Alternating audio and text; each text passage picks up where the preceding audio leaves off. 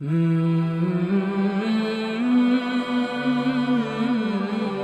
देख रहे हैं BOT मीडिया और इस वक्त हमारे साथ उलमा कन्वेंशन के अंदर अहले सुन्नत वल जमात कराची डिवीज़न के सदर मौलाना रब नवाज़ हनफी साहब मौजूद हैं। हम उनसे आज के कन्वेंशन के हवाले से जानते हैं और नामूस सहाबा तरमीमी बिल के हवाले से उनका मौक़िफ़ क्या है ये भी जानते हैं। अस्सलाम वालेकुम वरहमतुल्लाहि वबरकातुहू। वालेकुम सलाम वरहमतुल्लाहि वबरकातुहू।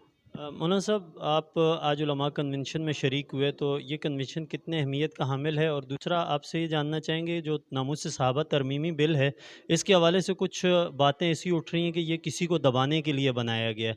तो क्या इस मुल्क के अंदर कानून सिर्फ़ लोगों को दबाने और किसी को ताकत देने के लिए बनाए जाते हैं, या ये बिल वैसा है नहीं है जैसा बताया जा रहा है? बिस्मिल्लाहिर्रहमानिर्रहीम। सबसे पहली बात तो ये जहन में रखें कि नामूस सहाबा वाले बैत बिल ये पहले से बना हुआ है। सिर्फ इसकी सज़ा के अंदर इजाफ़ा किया गया है कि एक आम शहरी की सज़ा जब उसकी कोई तौहीन करे, डिप्टी कमिश्नर की कोई तौहीन करे, वज़ीर आज़म की करे या पाकिस्तानी शहरी की करे, तो हत्ता कि इज़्ज़त का दावा करके वो केस जीत के मुलज़िम को 5 साल सज़ा दिलवा सकता है और 5 लाख जुर्माना है। तो ये बिल इसलिए पेश किया गया है कि एक आम इंसान की तौहीन करने पर 5 साल सज़ा है और इस्लाम के मोहसिनीन हज़रात सहाबाए किराम रिज़वानुल्लाह अजमईन की तौहीन करने पर सिर्फ 3 साल सज़ा है। तो ये बात मौलाना अब्दुल अकबर चित्राली साहब ने असम्बली के फॉर्म पर रखी है कि सहाबाए किराम तो तमाम उम्मत से अफजल हैं, तो लिहाजा फिर उनके तौहीन करने वाले की सज़ा भी जो है वो ज़्यादा होनी चाहिए आम शहरी की बनिस्बत। तो इसलिए जो है वहाँ पर एक बात पेश हुआ कि 10 साल उनकी सज़ा होनी चाहिए और 10 लाख रुपए जुर्माना। ये किसी को दबाने के लिए नहीं है। देखिए जी, इतने अरसे से एक तबका तौहीन पर तौहीन सहाबाए किराम की गुस्ताखियाँ कर रहा है, उसका कोई तोड़ तो करना है ना। अब वो तोड़ यही हल है कि कानून साजी के ज़रिए से किया जाए, उसकी कोई हल तो निकालना है और उसका बेहतरीन हल है यही है कि कानून साजी की जाए।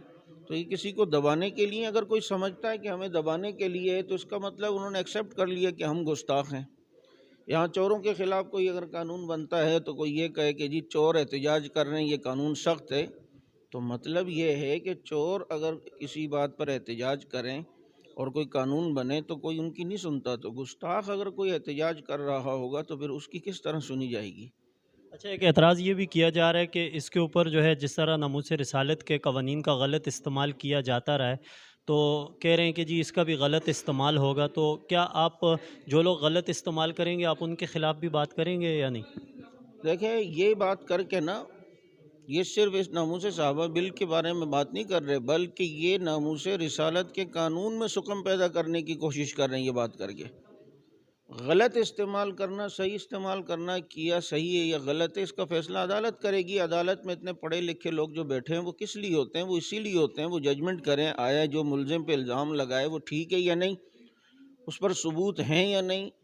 आज अगर कोई ये कहे कि जी वो चोरों के ख़िलाफ़ और डाकुओं के ख़िलाफ़ जो कानून है उसका गलत इस्तेमाल होगा, कोई किसी को भी चोर बना के पेश करेगा, तो फिर कोई भी अक्लमंद ये नहीं कहेगा कि उस कानून को ख़त्म कर दिया जाए।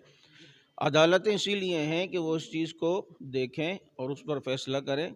तो लिहाजा कोई इसका गलत इस्तेमाल नहीं होगा, ना तौहीन रिसालत पर पहले कभी कोई इस कानून को गलत इस्तेमाल किया गया है।